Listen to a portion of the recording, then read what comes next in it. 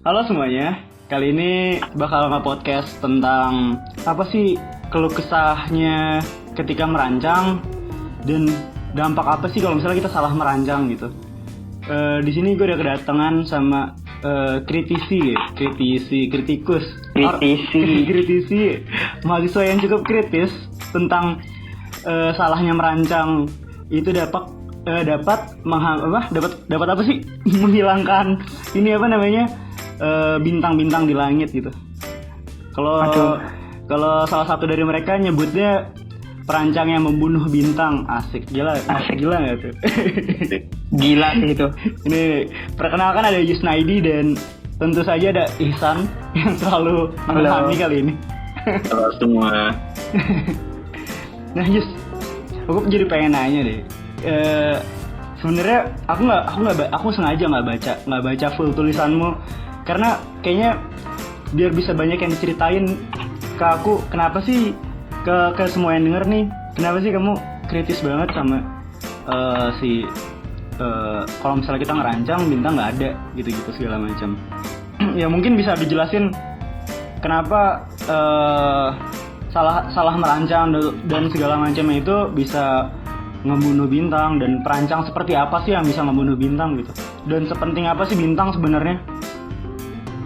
Oh mungkin kalau di awalnya sana aja dulu ya yang jelasin kenapa sih bisa ngilangin bintang tuh, kan dia yang research. Oh iya. Oh jadi San semester 7mu itu bikin ini ya, penelitian tentang kota dengan apa? Kota yang membangkitkan kota yang sudah tidak ada bintangnya dibangkitkan lagi jadi ada bintangnya ya? Bukan. Apa tuh? Jadi kebetulan kemarin Stupa 7ku itu, aku boleh cerita nggak? Boleh. Nah itu kan kebetulan aku itu dapat temanya itu narrative based design. Ya, naratif ya. Nah jadi bagaimana merancang sebuah kota tapi menggunakan pendekatan narrative based design. Nah sejujurnya aku itu adalah orang yang senang memperhatikan bintang pada malam hari. Ya ini bukan sok puitis atau sok indie, tapi emang kenyataannya gitu. Bahkan ketika aku KKN gitu kan, aku ngomong-ngomong kayak gitu sama temanku, terus aku malah dikira freak gitu, malah kayak ini orang apa sih, aneh banget, sok indie banget nih, mati bintang segala macam ya. Tapi it's just my hobby gitu loh. Iya. Nah, berangkat dari kegelisahan itu, yang aku sadari bahwa dulu waktu pas aku kecil, bintang itu indah loh dan banyak banget gitu. Yeah. Makanya aku itu paling seneng banget ke pantai, karena di pantai itu bintang-bintangnya masih sangat banyak, karena polusi cahaya itu masih sangat minim. Oh, jadi kamu ini berangkat suka bintang ini sebenarnya bukan karena kamu orang kota yang datang ke suatu daerah terpencil dan melihat bintang dengan yang sangat indah, tapi memang karena itu memori masa kecil yang berusaha kamu bangkitkan lagi dalam sebuah desain gitu kan? Iya, aku membangkitkan kembali memori masa kecilku dalam perancangan kota. Iya, jadi beda sama anak indie yang memang kadang-kadang anak-anak kota yang datang ke tempat terpencil dan untuk melihat bintang segala macam gitu. Enggak. Makanya kan bilang aku bukan anak indie gitu loh. Aku agak dikit-dikit neo indie. Jadi nggak salah itu ya? Enggak salah itu. Oke. Enggak lanjut. Nah. Terus. Sebenarnya aku itu bukan mendalami sih, maksudnya cari-cari tahu, browsing tentang polusi cahaya apa segala macam itu udah dari SMA. Ya terus. Tapi sedihnya itu aku nggak ada teman ngomong gitu loh. Bahkan ketika aku ngomong sama temanku kan, kalian tahu gak sih ada yang namanya polusi cahaya itu gini, diketawain dong. Padahal berasa banget sih. Kayak apa sih polusi cahaya, bego? Ya orang itu namanya polusi udara, polusi air gitu. Dan catatan ini adalah waktu SMA ya. Aku bisa memahami. Mungkin emang mereka belum kepikiran tuh sampai ke sana gitu loh. Iya benar. Terus? Dan memang bahkan pada postingan Yusnedi kan juga bilang kan bahwa dampak dari polusi cahaya itu memang tidak terlalu signifikan. Jadi orang juga tidak terlalu aware gitu loh. Nah, itu dia sih. Padahal yang sempat baca sedikit ya tentang polusi cahaya ini ketika aku masih SMA, kayaknya aku pernah baca tentang, jadi burung itu akan imigrasi ke misal bebek dan burung itu akan imigrasi dari pulau ke pulau gitu kan. Nah, tapi ada misalkan ada tambang di tengah laut, itu bisa merusak jalur penerbangan dari burung-burung dan bebek-bebek itu. Jadi kalau misalkan nanti di tengah laut ada si tambang ini kan biasanya ada cahayanya nih, ada lampu dan segala macam. Burung-burung sama bebek-bebek ini bakal cenderung menghindari itu. Jadi itu mempengaruhi persebaran dan perkembangbiakan burung-burung itu sendiri. Jadi ternyata dampaknya sampai berbahaya terhadap binatang gitu. Iya. Nah, itu ini dari segi ekologi. Iya benar.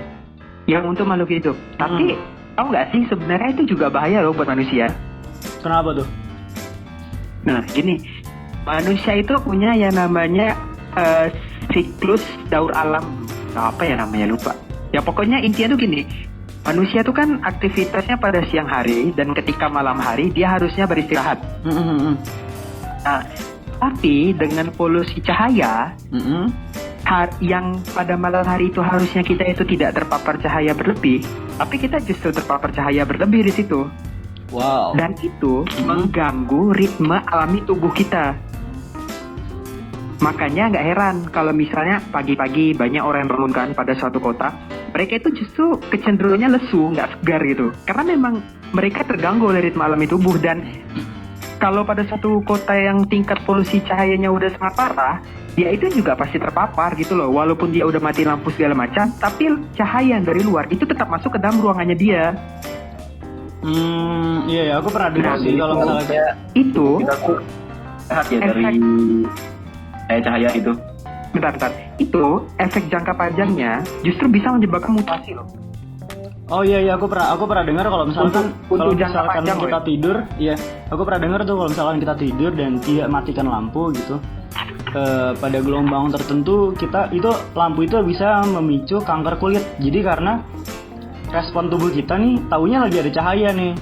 Iya. Respon tubuhnya taunya ada cahaya, dan ketika di mindset kita adalah ketika ada cahaya, tubuh akan tetap terjaga dan siaga. Jadi anggota partikel-partikel tubuh tertentu itu akan tetap standby dan tidak beristirahat. Sedangkan organ dalam tubuhnya beristirahat. Jadi ada kayak kontradiksi dari bagian-bagian organ tubuh itu sendiri. Nah, itu memicu sel kanker ternyata.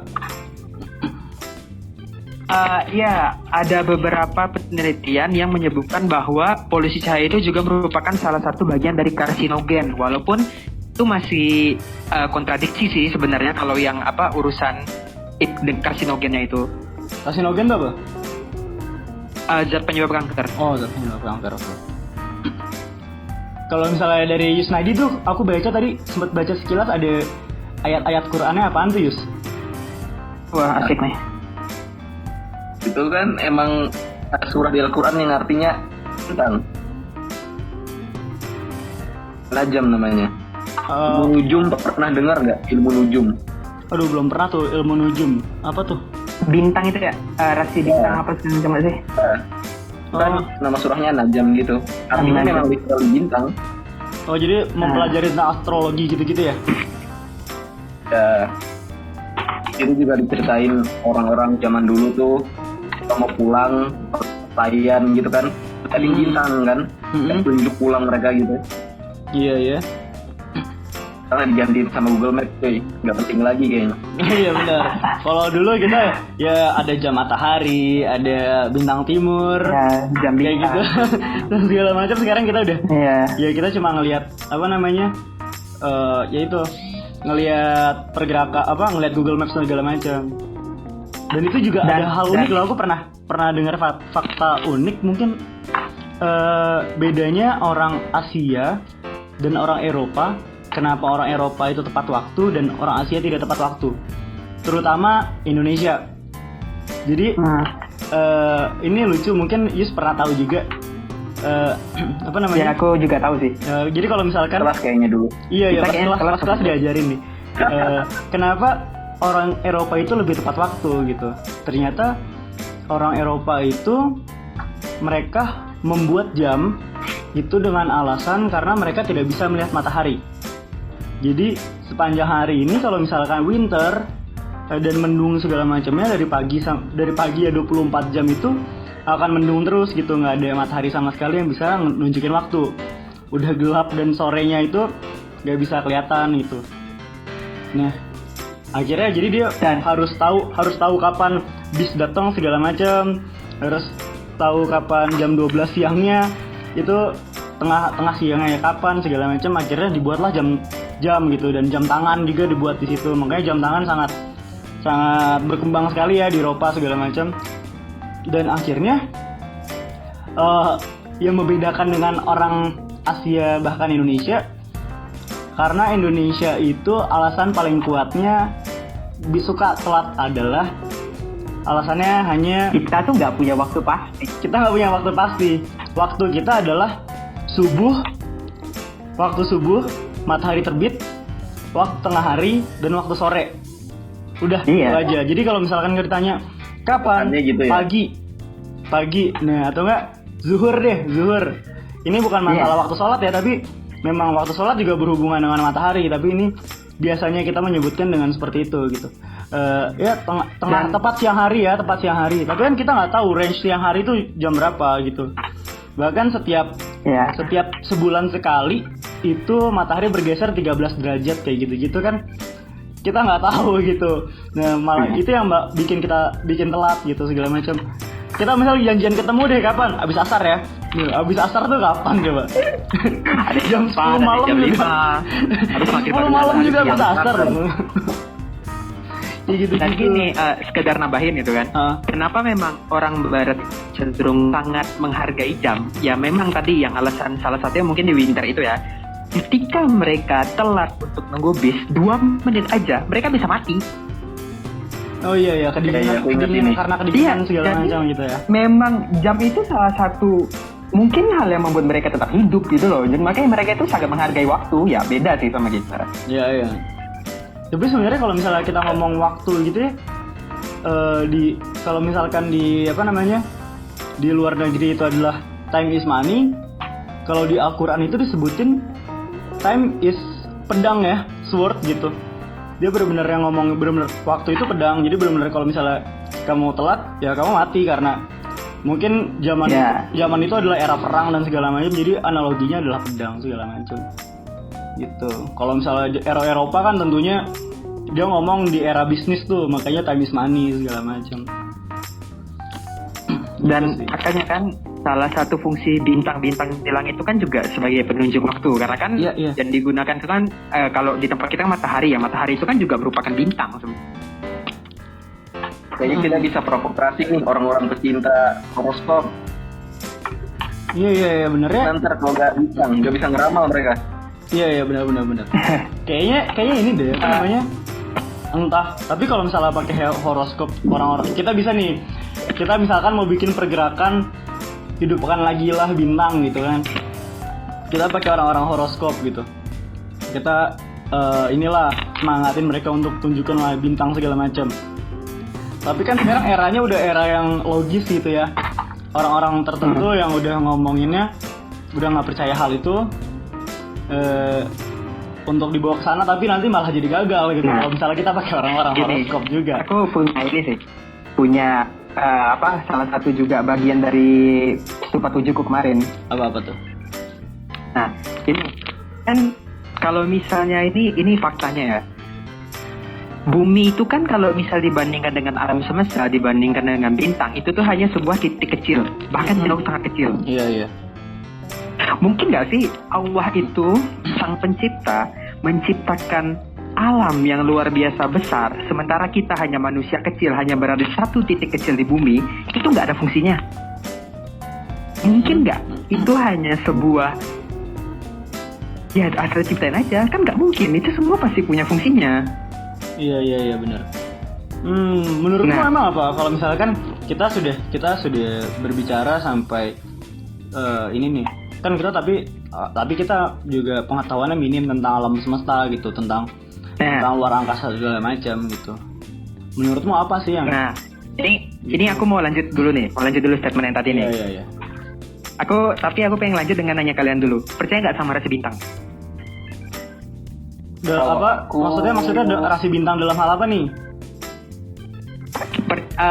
Sorry, bukan. Ramalan Tapi nggak? percaya nggak dengan horoskop? Horoskop. Ramalan yang berdasarkan rasi bintang gitu. Aku kadang-kadang relatif percaya, kadang-kadang enggak gitu. Oh gitu. Jadi tergantung kalau misalnya kata-kata lagi bagus percaya, tapi kalau lagi jelek nggak percaya gitu kan? Enggak kayak gitu juga sih. Lebih kayak ini apa namanya, kayak ada misalkan ada ini setiap 16 tahun sekali bintang itu bertemu di poros yang sama. Jadi setiap kita umur 16 tahun kita adalah menemukan poros-poros bintang kita sewaktu kita lahir waktu itu gitu. Nah itu kayak gitu-gitu, fakta-fakta unik kayak gitu yang kadang-kadang aku percaya kayak gitu-gitu sih. Nah, ini terkait masalah rasi bintang ya. Aku pernah diceritain sama seorang dosen yang sangat luar biasa. Ya mungkin kalian tahu siapa.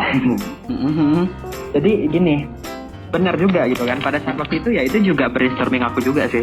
Dia bilang gini, sebenarnya namanya rasi bintang, ramalan rasi bintang, itu ada nggak sih? Kalian percaya atau enggak dengan namanya ramalan rasi bintang? Plus diam, ada yang percaya, ada yang enggak. Terus satu lagi yang dia omongin, ini menurutku penting. Yang menentukan rasi bintang kalian, yang menentukan horoskop kalian, itu apakah ketika kalian sudah terlahir ke dunia ini, atau ketika kalian masih dibuat?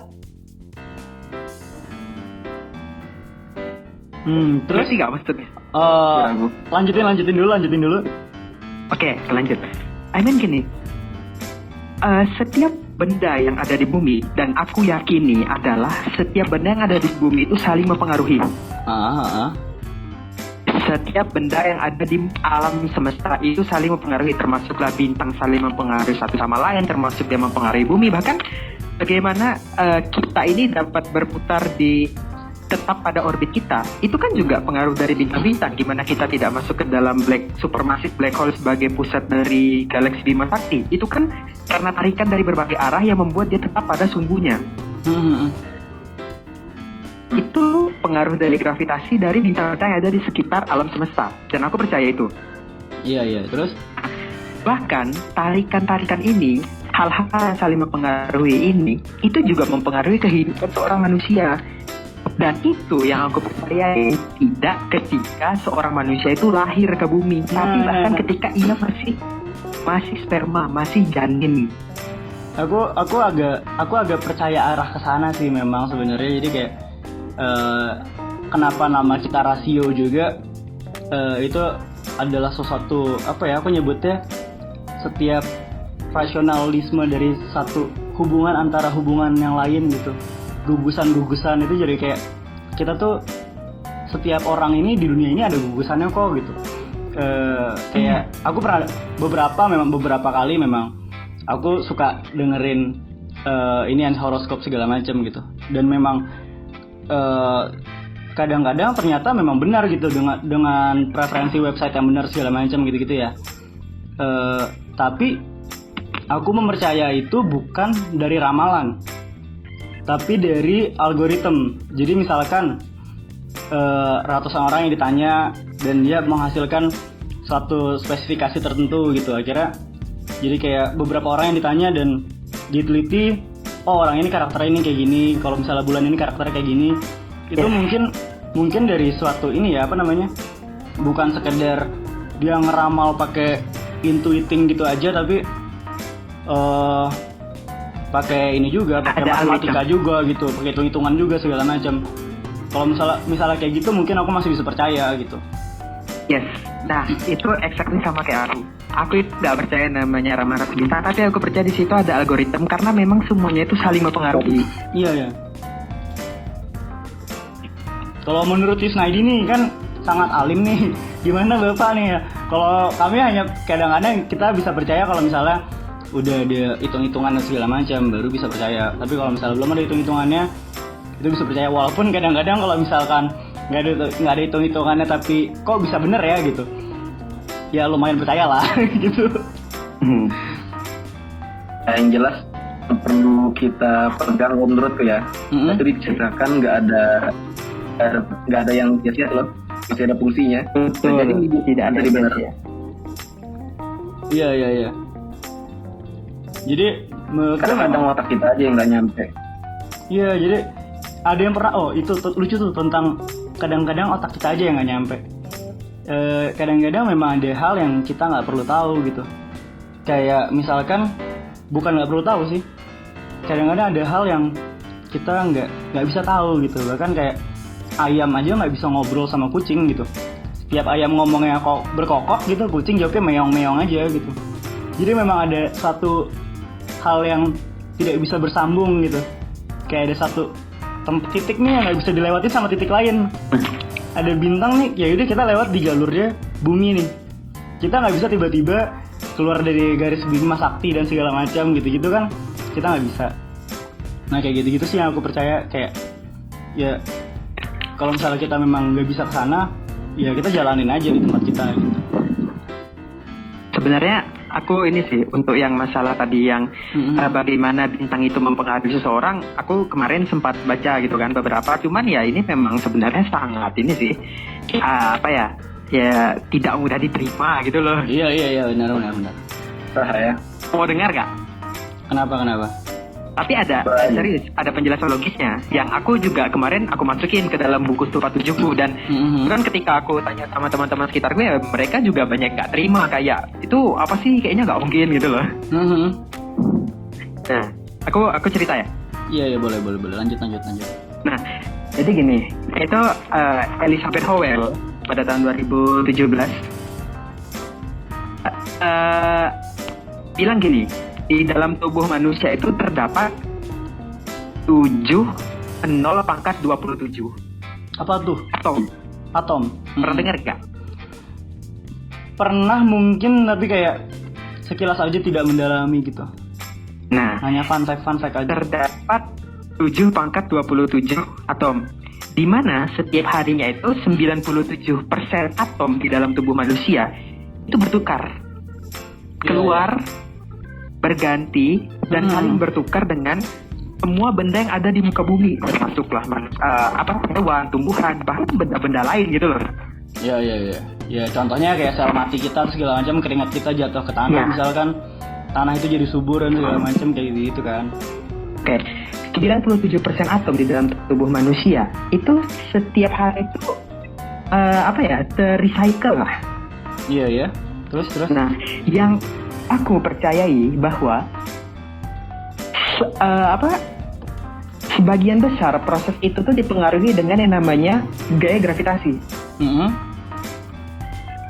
Nah, yang aku yakini adalah seperti tadi ya statement aku sebelumnya bahwa formasi bintang-bintang itu memang sudah diatur oleh Allah Sang Pencipta untuk menghasilkan satu gaya gravitasi tertentu yang bagaimana membuat dunia ini stabil dan berjalan sebagaimana mestinya.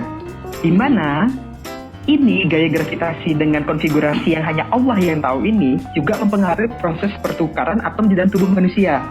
Itulah mengapa formasi bintang itu mempengaruhi sifat dan manusia tadi, seperti yang ini nih kayak dasar lahirnya horoskop, perhitungan antara manusia dengan bintang itu.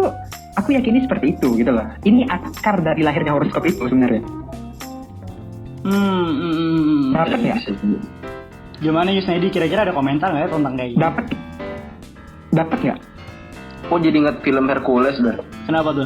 Lu ingat gak yang kartunnya tuh? Gimana? Film apa ya yang saat semua planet tuh berjajar keluar portalnya gitu?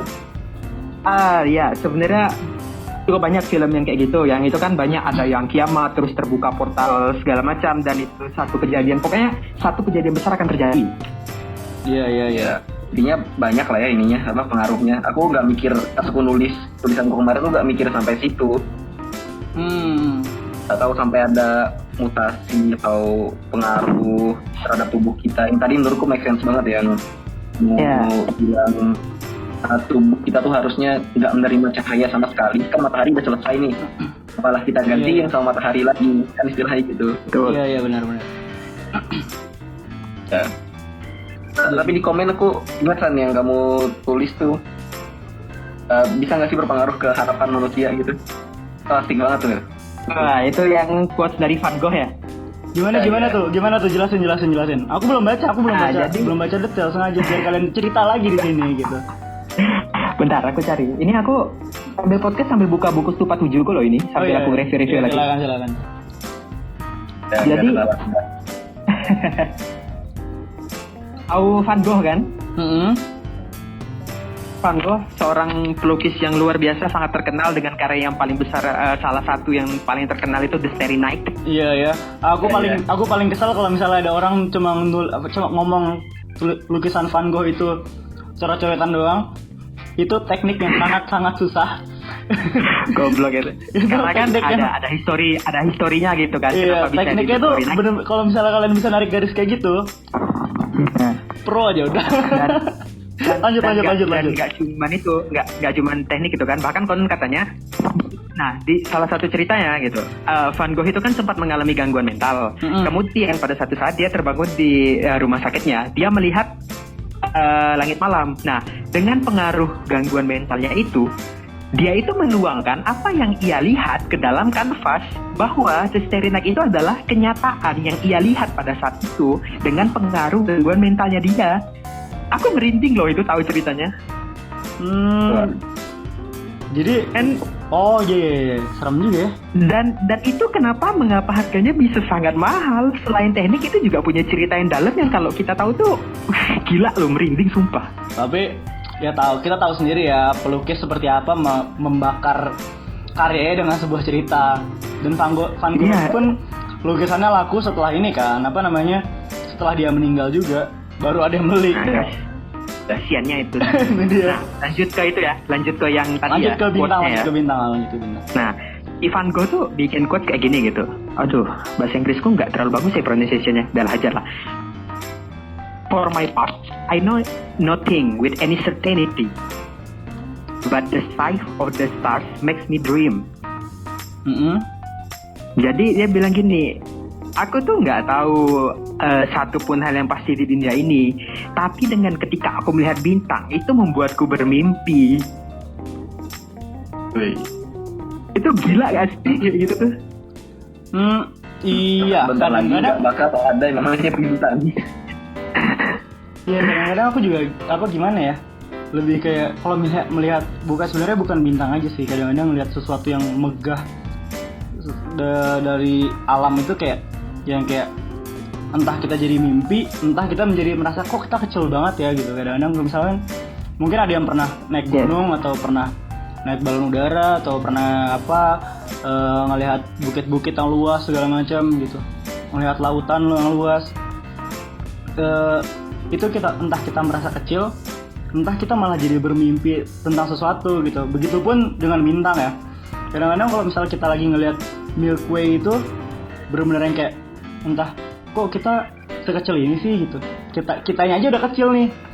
Bumi aja udah kecil dibanding si gugusan bintang itu, apalagi kitanya gitu. Kadang-kadang suka gitu sih mikirnya. Balik lagi ke polusi cahaya nih. Kira-kira ada nggak sih solusi dari polusi cahaya ini gitu? Apa sih yang sebenarnya kita sebagai arsitek, sebagai calon arsitek untuk kita ya, dan ya sedang arsitek wannabe tentunya, arsitek wannabe, yang bisa kita lakukan dalam mendesain hal-hal ini? Itu. Apa ya? Sebelum ke solusi ya, aku mau nambahin dampak dari kalau kita kehilangan bintang ini. Lo sadar nggak sih kalau banyak lagu tuh ada liriknya tuh banyak kan bintang? Ya. Orang ngelukis juga kebanyakan orang ngelukis tuh bintang gitu kan. Terus isi juga banyak kata bintang yang kita temui. Aku tuh nggak tahu aja pas lagi bengong nulis tuh ngebayangin gimana kalau semua kota ini sudah sebar di mana-mana, terus polusi cahaya di mana-mana, dan nggak ada bintang. Mungkin nih 100 tahun lagi anak cucu kita dengerin lagu Ed Sheeran misalnya, Kiss Me Under the Light of a Thousand Stars.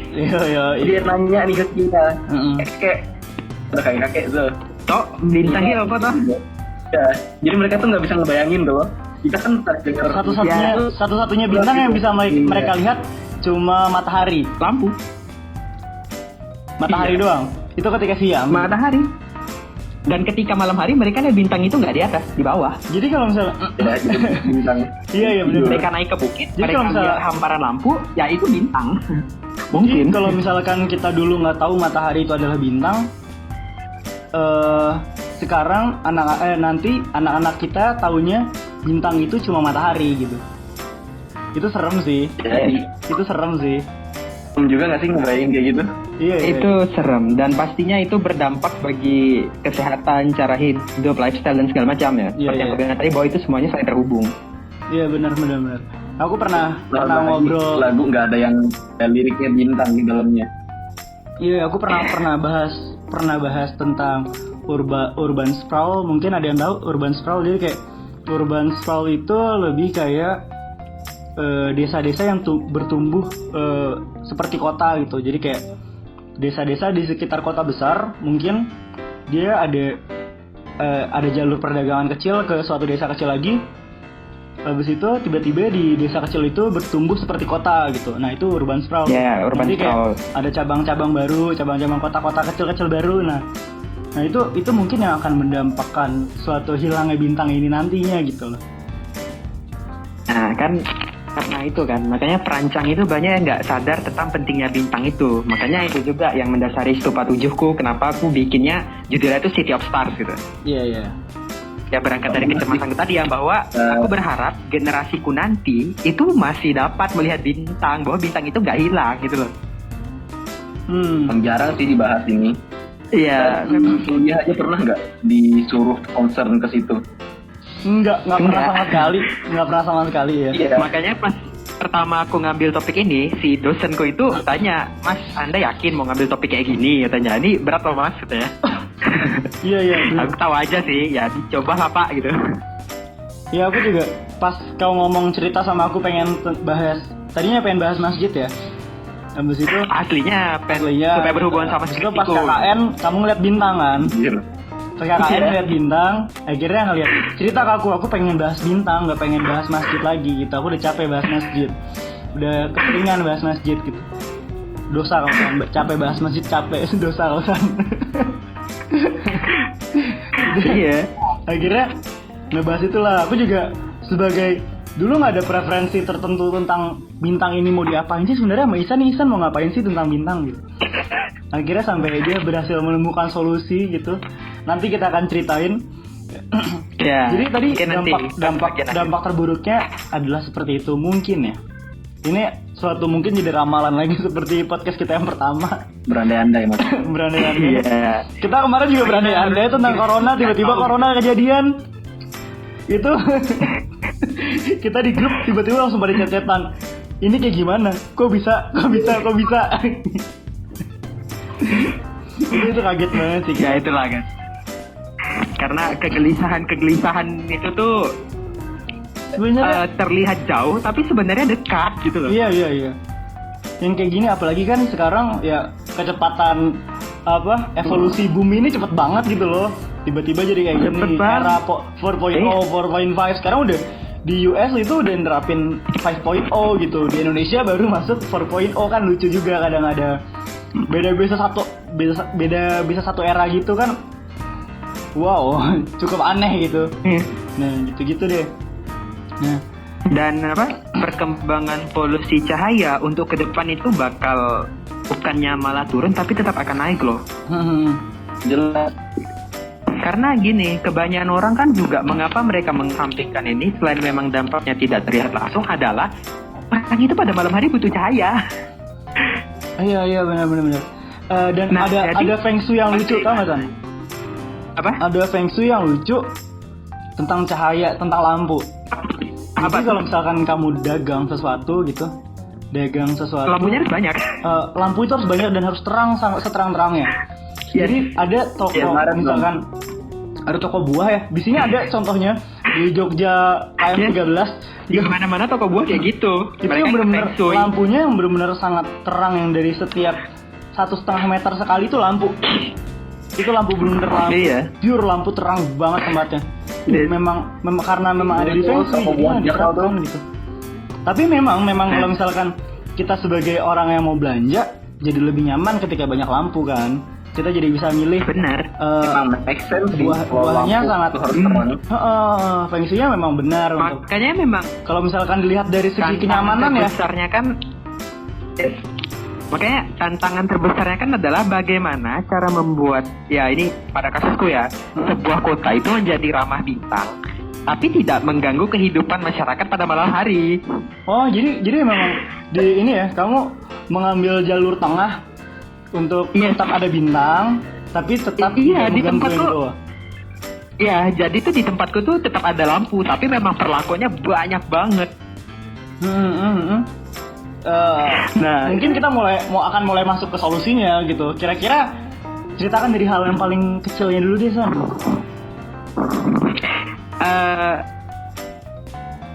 Ini maksudnya ini kita masuk ke solusi nih. Iya, boleh lah, udah cukup, udah 30 menitan lebih. Gimana? Ya silakan masuk ke solusi. Kayak udah cukup deh bridging kita untuk masuk ke solusi ini, kayaknya memang sudah apa ya? Udah gregetan juga sih pengen cerita nih loh solusinya gitu loh. Ayolah, bintangnya penting tuh loh gitu. Nah, jadi salah satunya itu yang paling mudah dan langkah yang paling besar itu adalah bagaimana supaya cahaya itu tidak ke langit. Ini ada dua artian. Yang pertama adalah cahaya itu jangan sampai terarah langsung ke langit. Yang kedua, cahaya itu yang jatuh ke bawah itu jangan sampai terpantul ke langit. Oh, jadi memang ada cahaya yang jatuh ke bawah itu bisa mantul kayak misalkan di lantai gitu kan, mantul banget tuh ya. Mereka akan terpantul jatuh ke langit lagi. Makanya di sini kalau di tempatku tuh kan aku memang aku kan membuat jalur tengah ya. Jadi kegiatan malam hari tidak terganggu gitu. Aku tuh ini di setiap lampu-lampu pada fasad bangunan semuanya aku pasangin shading. Oh, nah, jadi kan yang paling besar itu kan menyumbang itu kan fasad bangunan sama lampu jalan ya.